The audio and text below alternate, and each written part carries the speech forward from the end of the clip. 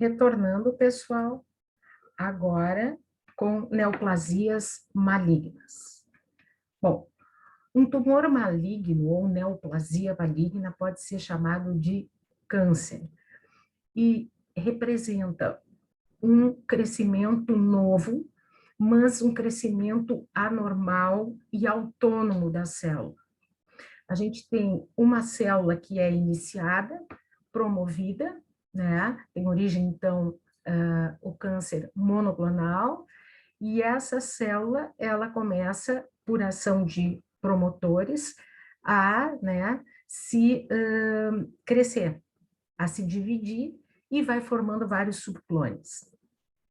subclones cada vez mais fortes, né, digamos assim. Então, a neoplasia com esse crescimento anormal, ela é autônoma, ela tem estímulos proliferativos, ela não responde aos estímulos supressores, tá? E tem uma série de outras características que nós vamos falar ao longo do tempo. Ela tem o que a gente chama de evasão da apoptose, evasão do sistema imune, ela foge do nosso sistema imune, tem um poder de fazer angiogênese, por isso ela consegue crescer tanto, né? Entre outras características, além do metabolismo que nós vamos ver aqui também. Então, as células vão ter a capacidade de invadir tecidos, de destruir tecidos adjacentes e também de se alastrar para outros sítios, que a gente chama, então, de metástases. Bom, por exemplo, um câncer de reto, né? Ele pode ultrapassar todas as camadas do intestino e pode, sim, invadir estruturas que estão próximas, como, por exemplo, em mulheres, ovário, pode ser também bexiga, certo? Então, tem essa capacidade de invadir estruturas adjacentes, inclusive destruir algumas essas estruturas. E são neoplasias que só a enucleação, como eu havia falado, na neoplasia benigna, não é suficiente.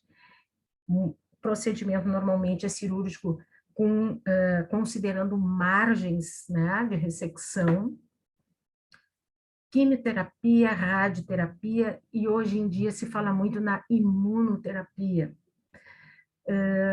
O que acontece? Às vezes a lesão já cresceu tanto que ela é uma lesão ou inoperável, ou existe, às vezes, a tentativa de reduzir a lesão, né, com quimioterapia ou radioterapia, para tentar fazer a cirurgia. Bom, as neoplasias malignas, elas são pouco delimitadas, ou mal delimitadas, ou especuladas, como a gente diz. Algumas mantêm uma certa delimitação, tá? E como ela cresce muito rápido, ela não forma cápsula, né? Ou às vezes ela tem uma cápsula, mas não em toda a sua extensão, ela tende a invadir as estruturas vizinhas. Como cresce muito rápido até que se desenvolvam os vasos na angiogênese, pode haver uma isquemia, né, no tumor, e isso leva a necrose e hemorragia. E histologicamente, o que a gente vai ter? A gente vai ter muitas atipias celulares, tá? Além de muitas mitoses. Essas atipias, que a gente chama também de pleomorfismo, a gente tem núcleos de tamanhos diferentes, células de tamanhos diferentes, núcleo hipercromático, enfim, tá? E muita mitose e mitoses atípicas. E as neoplasias malignas podem recidivar, que é voltar de novo, certo? E também a questão da metástase, que é a principal característica de uma neoplasia maligna, tá? A recidiva, ela pode acontecer anos depois, mas também pode acontecer logo a seguir. E é importante, por isso, ter uma margem bem ampliada quando se faz o procedimento cirúrgico. Como que a gente vai chamar os tumores ou neoplasias malignas? Também é de acordo com o tipo de tecido que deu origem a essas neoplasias. Por exemplo, Quando tem origem em órgãos cujo epitélio é glandular, nós vamos chamar de adenocarcinoma. Tá? A gente tem adenocarcinoma no intestino, no estômago, no endométrio, na endocérvice, certo? Pulmão também tem. Ou seja, onde tem glândula, podemos ter um adenocarcinoma. Carcinoma em geral, sem falar em adeno, a gente usa quando a neoplasia tem origem num epitélio, por exemplo, epitélio plano, como acontece no colo uterino, na laringe, no esôfago, tá? No canal anal, até na pele também. A pele tem vários tipos histológicos, mas a gente acaba chamando de carcinoma epidermoide, ou carcinoma escamoso, ou carcinoma espinocelular. Vocês podem ver nos laudos qualquer uma dessas três designações. Os sarcomas, que são de origem mesenquimal, tá? A gente já viu lá que se ele tiver origem no tecido adiposo, é um liposarcoma. Se tiver origem no músculo liso, leiomiosarcoma. Se tiver origem condrócitos, condrosarcoma. E existem também tumores mistos malignos, certo? Por exemplo, o teratoma no testículo, ele é maligno, tá? E existe o teratoma com cartilagem, cistos, assim como o teratoma ovariano imaturo também tem um comportamento maligno. E existe um tumor misto de glândulas salivares maligno, tá? Bom, aqui é para mostrar para vocês o que eu falei a respeito da origem epitelial. Vocês estão vendo aqui, né, um epitélio glandular, certo? E a neoplasia se originou, a gente tem uma neoplasia, de uma certa forma, vegetante ulcerada, tá? E ao lado, vocês veem que a neoplasia, ela é constituída por glândulas. E essas glândulas, aqui tem uma área de erosão, elas vão invadindo as camadas da parede, e a gente tem, inclusive, já chegando aqui, ó, próximo ao tecido adiposo perivisceral. O que é uma característica, né? Essa invasão de parede. Bom, mama, tá? A mama, ela tem vários tipos histológicos, então não é tão simplório assim, ou é adeno ou é epidermoide. Geralmente, o tipo mais frequente, ele tem origem nos ductos e ele forma, então, túbulos ou glândulas, tá? E aqui vocês veem que a gente tem uma lesão totalmente irregular, especulada, e aparentemente, a gente olhando já dá uma sensação de que é uma lesão firme, que tem aquele aspecto cirroso, então. Essa outra lesão de mama, poxa, essa aqui é muito mais irregular, tá? Que é uma característica de neoplasias malignas, essa irregularidade. Vocês podem ver na microscopia, pensando lá no fibroadenoma, que a gente via direitinho, aqueles ninhos de glândula, um estroma bem tranquilo. Aqui não. Aqui a gente tem várias células no estroma, ó, formando uma filinha indiana. Aqui, um túbulo. Então, a gente tem todo o estroma com células que são malignas. Claro que, como o aumento não é um aumento de grande proporção, a gente não consegue ver bem as características das células. Nessa outra mama, também, ó, aqui tem algumas glândulas ou túbulos, e ele vai se infiltrando, esse tumor, e chegando no tecido adiposo, porque a mama tem, né, o parênquima mamário e tem adiposo também. Então, tá chegando e comprometendo o adiposo, deixa eu ver minha flechinha aqui, ó, tá? E tá comprometendo o adiposo. Quanto à questão da recidiva, Essa paciente, ela tinha feito uma mastectomia radical. O que é mastectomia radical? É quando se tira mamilo, areola, tá? Provavelmente ela tenha feito também linfadenectomia axilar, que antigamente se fazia muita frequência esse tipo de cirurgia. Agora o pessoal, depois de muitos estudos, viu que não mudava o prognóstico, e o pessoal acaba fazendo setorectomia e só tira axila, que a gente vai ver depois, se o linfonodo sentinela, que é o primeiro linfonodo, né, de uma bacia de linfonodos ou cadeia de linfonodos, se ele tiver comprometido. Mas aqui tinha a cicatriz e houve uma recidiva de lesão. É uma característica, então, de uma neoplasia maligna. Essa outra mama é só para mostrar um tipo histológico distinto, para ver também que a gente tem uma mastectomia radical, tá?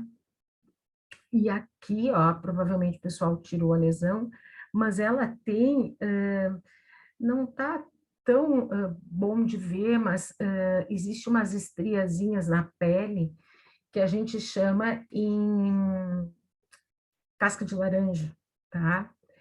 E essa característica é de um carcinoma que a gente chama de inflamatório, por quê?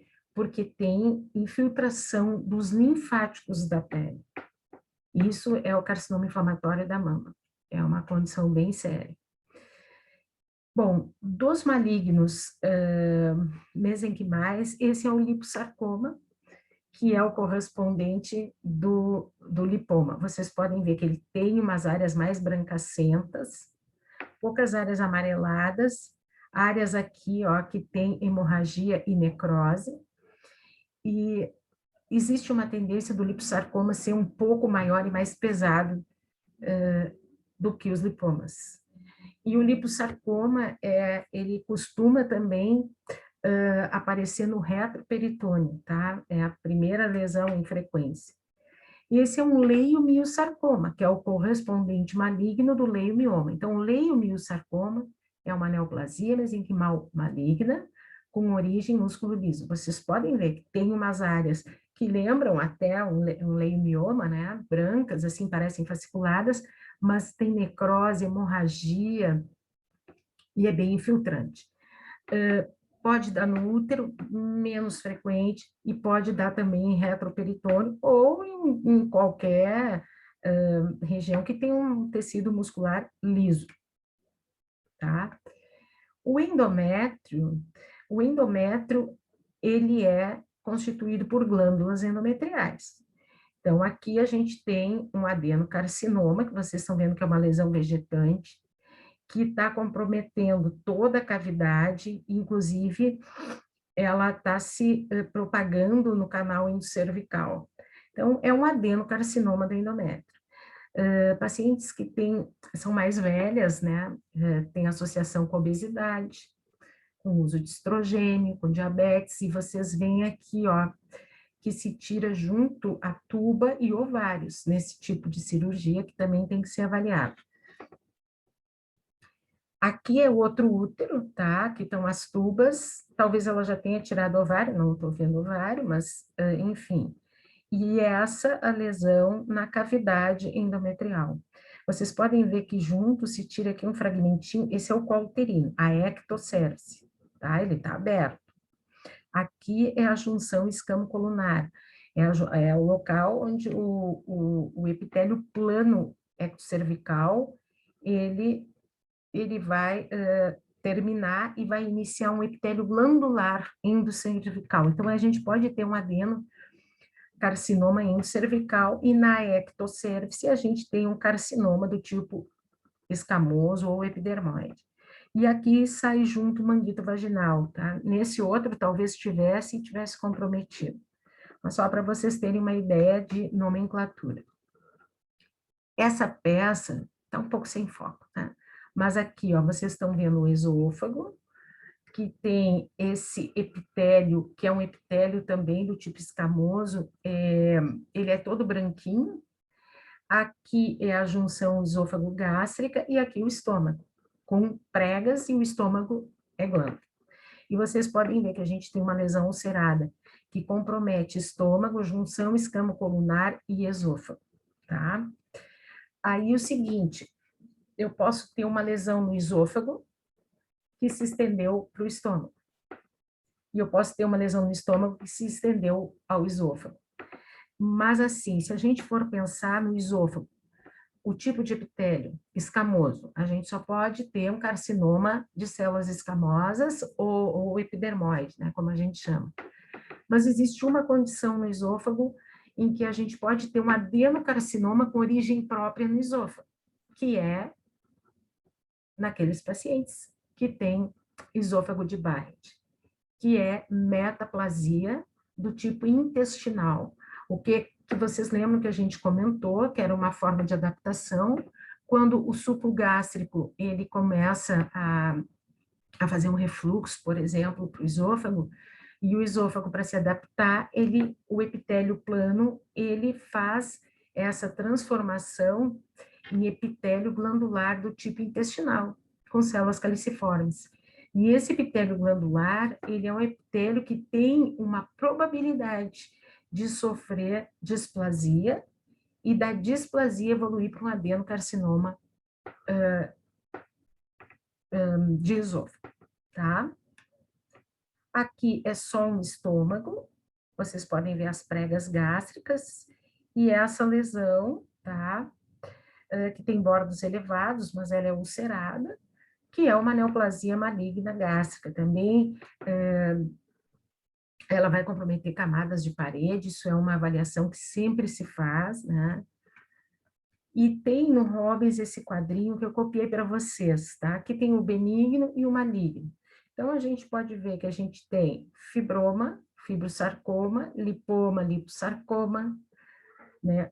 Condroma, condrosarcoma, osteoma, osteosarcoma, e daí para frente, tá? Só para dizer para vocês aqui, ó, mesotelioma é uma lesão que pode acontecer, por exemplo, na pleura, que tem células mesoteliais, e que está muito associado à exposição ao asbesto, tá?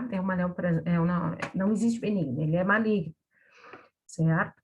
O meningioma é uma neoplasia benigna, mas existe o meningioma invasivo, e aí esse meningioma é maligno, tá? Bom, aí a gente vai falar de algumas características da neoplasia maligna, ou até as benignas também pode ter, menos o caráter infiltrativo, né, que a gente já falou que não existe. Mas, assim, as neoplasias, elas podem ser nodulares, são esféricas, e geralmente isso acontece em neoplasias benignas, como a gente viu lá, o fibroadenoma, o adenoma da tireoide. Ela pode ser vegetante, tanto uma benigna como maligna. A benigna, por exemplo, um adenoma de intestino, né? Na verdade, é um crescimento exofítico, a gente chama tipo couve-flor, a gente tem uma foto aqui para ver, e que também tende a ulcerar. E infiltrativo causa um espessamento do órgão. Quando infiltra, ele faz com que ocorra, muitas vezes, o que a gente chama de lesão anular ou anelar, que compromete, quando é um tubo, toda a circunferência. E causa estenose, né? Podendo até perfurar. Tumor de 1 e 2 milímetros não tem vasos. A partir desse momento é que se inicia a angiogênese tumoral. Outro dado, não existe nervo dentro de uma neoplasia maligna, mas a pessoa sente muita dor. Por quê? Porque a neoplasia maligna infiltra, certo? Aqui, ó, infiltra ou comprime nervo. E aí dá aquela dor muito intensa. Então, o que a gente falou de uma lesão vegetante, aqui, ó, é o intestino com as suas pregas, é epitélio glandular, portanto, adenocarcinoma, e essa lesão é uma lesão vegetante, tipo couve-flor, a gente diz, tá? É maligna. Só uma curiosidade, lesão vegetante tende, tá? Pode dar em qualquer parte do intestino, mas existe uma tendência maior a dar no lado direito, porque no lado direito o intestino tem um diâmetro maior, tá? Uma curiosidade. A estenose, a lesão anelar, ela é infiltrante, vocês estão vendo aqui, ó, que é uma lesão que inicia na mucosa e que ela vai comprometer toda a superfície do órgão, o cocô não vai passar, vai haver uma dilatação, certo? Isso aqui pode perfurar e complicar ainda mais a vida do paciente, e a gente vê aqui, ó, que ela vem da mucosa, se estende, aqui está a camada muscular, que ela ultrapassa, e já atinge os tecidos moles pericolônicos, tá? É uma característica de neoplasia maligna. Bom, quanto à diferenciação, a gente vai ter uma aula especial, mas agora eu tenho que falar, por quê? Porque eu vou falar em anaplasia, e então a gente tem que saber o que é diferenciação. A diferenciação numa neoplasia, que é o nosso grau histológico, é o grau de semelhança, tá, histológica e funcional entre a célula neoplásica e a célula normal que deu origem. E a diferenciação, ela se refere só às células do parênquima, tá? Ou seja, a gente tem de uma forma mais simples, bem diferenciado, moderadamente diferenciado e pouco diferenciado. Do bem para o pouco, a situação vai ficando pior, tá? É um grau pior. Existem outros tipos de diferenciação em mais graus, de uma forma mais complexa, para mama, para o rim, para a próstata, certo? Mas a gente não vai entrar nesse momento. Então, assim, a neoplasia mantém histologia e função parecida com a da mãe, tá? Com a que deu origem, bem diferenciada, melhor, é melhor em termos prognósticos. Aí ela já não tem tanta semelhança com a mãe, mas ainda tem alguma coisa que remota ao tecido de origem, moderadamente diferenciado.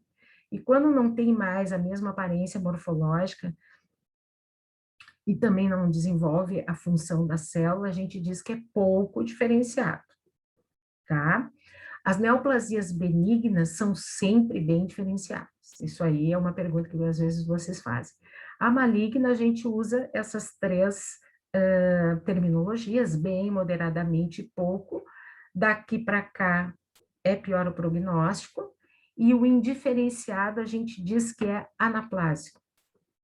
Tá? Bom, então, a anaplasia é uma falta de diferenciação, tanto na estrutura quanto na função da célula neoplásica em relação à célula normal. E é uma marca, essa indiferenciação, da malignidade. As neoplasias pouco diferenciadas, pessoal, elas são mais agressivas e elas crescem mais rapidamente, tá? E tem outra coisa, quando ela é indiferenciada, se a gente pega uma metástase e a lesão ali é indiferenciada, a gente não consegue nem definir se veio de glândula, se veio de epitélio plano, se veio de tecido mesenquimal, né? Quando ela é indiferenciada.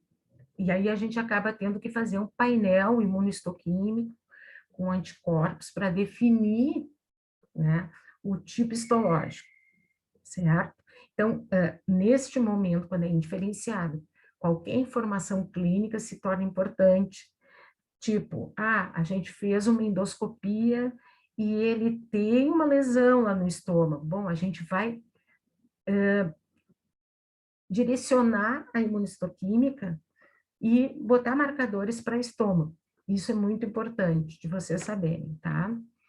Então, assim, a diferenciação é o grau com que as células neoplásicas se assemelham às ancestrais. Anaplasia, falta de diferenciação, bem diferenciado, conserva a capacidade funcional. Quanto mais rápido crescer uma neoplasia e mais anaplásico é o tumor, menor vai ser a atividade funcional especializada daquele tecido. tá? Ele vai perdendo a função.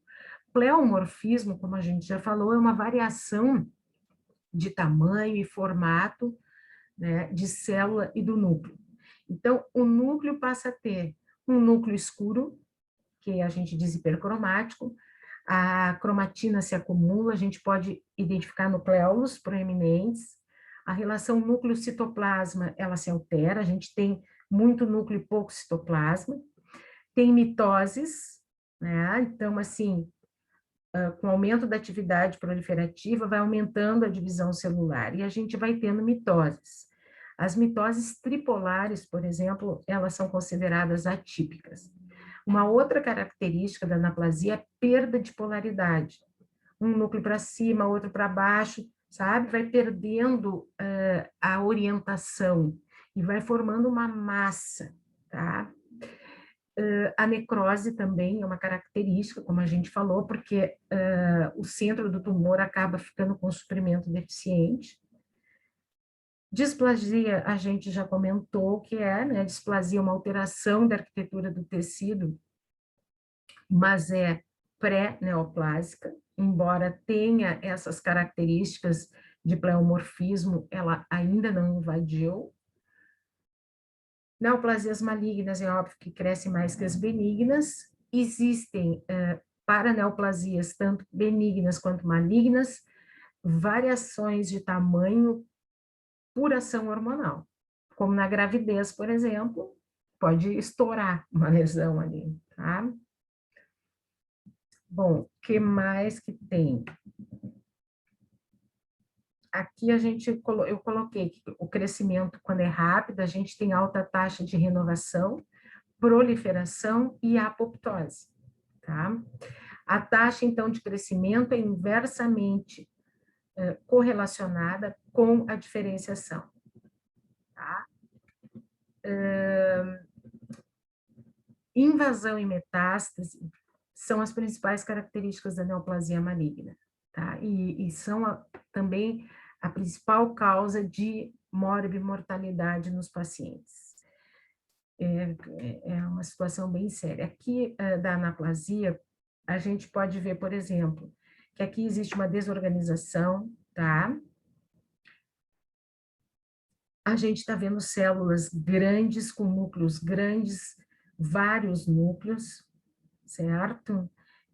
Difícil de dizer qual é o tecido de origem, isso é anaplasia. Aqui os núcleos estão hipercorados, a gente pode identificar nucleolo, inclusive, certo? Ó, aqui vocês estão vendo, o núcleo está imenso, a gente perde aquela razão núcleo-citoplasma. Então, isso faz parte da anaplasia ou indiferenciação. As mitoses, principalmente as atípicas como essa aqui, e como essa, tá? São também condições do pleomorfismo e anaplasia.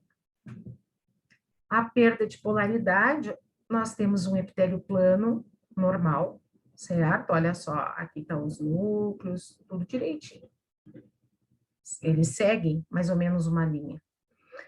Nesse outro epitélio aqui, o que aconteceu?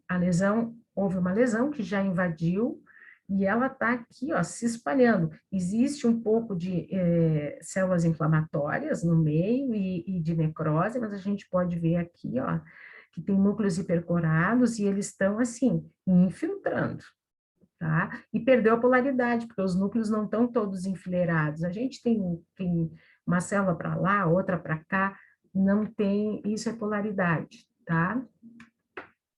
A necrose é outra característica, essa aqui é uma necrose central, ela parece,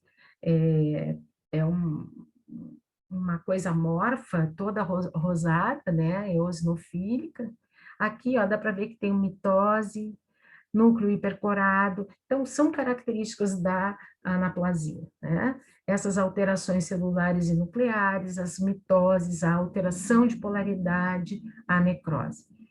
Bom, existem outras características importantes, por exemplo, a gente sabe que neoplasias malignas, elas captam mais aminoácidos e elas têm uma glicólise mais eficiente. Então, elas vão suportar melhor a hipóxia, né? Com o passar do tempo, ela desenvolve esse efeito. Tá? Quanto à adesividade, o que acontece? As lesões benignas, elas crescem de forma coesa, elas ficam unidas e vão crescendo por expansão. A maligna, não. Ela tem uma menor adesão, tá? Porque diminuem as estruturas juncionais e as moléculas de adesão. Diminui a fibronectina, existe uma alteração nas ecaderinas que fazem essas ligações, certo? E também liberação de enzimas proteolíticas, e aí tem menor adesividade. E ela consegue ter maior motilidade para invadir o tecido. Essa é uma grande explicação para essa capacidade de invasão. Também angiogênese é importante. No decorrer agora das próximas aulas, a gente vai ver as características fundamentais do câncer, que são 10, entre elas a gente tem a glicólise, né, mais eficiente, que é o efeito Warburg, e a gente vai falar na angiogênese também, em outras condições. Os implantes secundários, que a gente chama às vezes assim, que são metástases, é a propagação da neoplasia que vai se instalar num outro sítio, tá? Isso é o principal, tanto que está, né, aqui um vermelhinho. A neoplasia benigna não dá metástase, tá? A maligna dá metástase. Existem neoplasias malignas que não têm tendência tão grande a metastatizar. Por exemplo, neoplasias cerebrais, elas não dão quase metástases, é pouco frequente. Elas tendem mais a invadir localmente, tá? E existe um tipo de lesão de pele que a gente chama carcinoma basocelular, que tem origem na camada basal do epitélio, que também raramente dá metástase, mas as outras malignas sempre dão. Então, assim, a gente pode ter uma metástase por disseminação em superfícies corporais, como peritônio, pleura, pericárdio, tá? Um exemplo aqui é um carcinoma que produz muco do apêndice, né? Também carcinomas de ovário. Por exemplo, aqui vocês estão vendo essa disseminação no peritônio, que tem alça de intestino, e isso é uma disseminação, essas massas brancas mal delimitadas, ó, é uma disseminação peritoneal de um câncer de ovário. O ovário pode fazer, né, com frequência, esse tipo de disseminação. Aqui também é um epíplon, e o que vocês estão vendo nessa região, principalmente aqui são áreas brancacentas, firmes, que são de disseminação, de novo, em epíplon. Existe a disseminação por vasos linfáticos, tá? Então, o que eu falei para vocês, na mama se usa, durante o transoperatório, fazer um exame de congelação, em que é injetada uma substância azul. O linfonodo que corre em azul é o primeiro da cadeia. Então, ele vai para a patologia, a gente corta. Se ele for positivo, tiver metástase ou células neoplásicas ali, né? O pessoal faz uma linfadenectomia axilar. Caso contrário, não tem sido feito. Aqui vocês podem ver, a gente tem uma neoplasia e um vasinho linfático sendo invadido pela neoplasia. Isso é um grande fator prognóstico que a gente dá na maioria dos laudos, tá? Presença de invasão linfática ou invasão linfática não detectada. Vocês vão ler em vários laudos, porque a gente costuma falar. Aqui está o linfonodo sentinela, ó, ele marcou coroa em azul, e ele vai ser retirado no momento da cirurgia e vai ser avaliado pelo patologista, que liga para o cirurgião para dar a resposta. A disseminação pode ser por vasos sanguíneos, pode ser arterial ou venosa. As veias são mais invadidas que as artérias, porque As veias têm uma parede mais fina, tá? Então, favorece a entrada, né, da neoplasia. Essa via, ela é uma via típica de sarcomas, que são neoplasias mesenquimais. E os locais mais frequentes da disseminação hematogênica são quase que óbvios. Eu sempre pergunto isso quando a aula é presencial. Então, assim, pulmão e fígado. E por quê? Pensem. Porque pulmão e fígado têm circulação dupla. São os principais locais de metástase, certo? Uma série de neoplasias. Aqui vocês estão vendo, ó, uma metástase, tá? Outra metástase, outra metástase, outra metástase, também com necrose. Isso é característico de neoplasia maligna. A metástase, ela pode ser mais indiferenciada do que a lesão de origem. Aqui, neste pulmão, olha só como é a metástase. E uma característica é a seguinte: quando o pulmão só tem um nódulo, ele pode ter só um nódulo metastático, tá? Mas o que faz sempre se pensar na metástase é quando tem mais de um nódulo. Aí a gente começa a pensar, fez um exame, tem mais de um nódulo, e aqui era uma metástase de um adenocarcinoma de estômago. Então, a gente procurou glândulas. A gente tem, aqui está o parênquima pulmonar, ó, tá? Com os alvéolos, e aqui o tumor. Sempre que possível, claro que depende do centro, do laboratório, enfim, as metástases, a gente costuma fazer o painel imunistoquímico para confirmar o sítio de origem, ou definir, porque às vezes a gente não sabe. Olhem este fígado cravado de metástase, que é a principal característica da neoplasia maligna, certo? Muitas metástases. Aqui não tem como enuclear, porque tem condições, por exemplo, o osteosarcoma é uma neoplasia mesenquimal maligna com origem em tecido ósseo, ele dá muito na região do joelho, fêmur distal e tíbia proximal, e em pessoas mais jovens, tá? Ele é super agressivo e, às vezes, quando faz o diagnóstico, já tem metástase em fígado ou pulmão. E aí, quando tu tem uma, duas, três que dá para tirar, o pessoal tenta fazer, né, a enucleação. Mas um fígado assim, ou tira todo o lobo, enfim, é difícil, tá? Aqui é outro fígado, olha só, pessoal. Brancacenta, com necrose, hemorragia, aqui também. Aqui, peraí, aqui são vasos e assim por diante. Então, eu coloquei aqui, invasão e metástases, é uma característica, é a principal causa de mortalidade e tem muitas influências. A gente termina a aula, tá? E eu gostaria de, então, relembrar com vocês que as neoplasias podem ser benignas ou malignas. São completamente diferentes, tá? Tanto macroscopicamente como microscopicamente, como em relação às características próprias, vocês viram, né?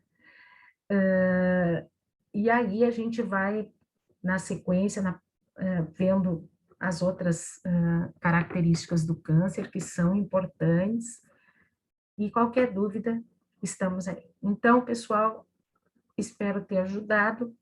Dúvidas podem, tá, me mandar por e-mail também. Até a próxima aula.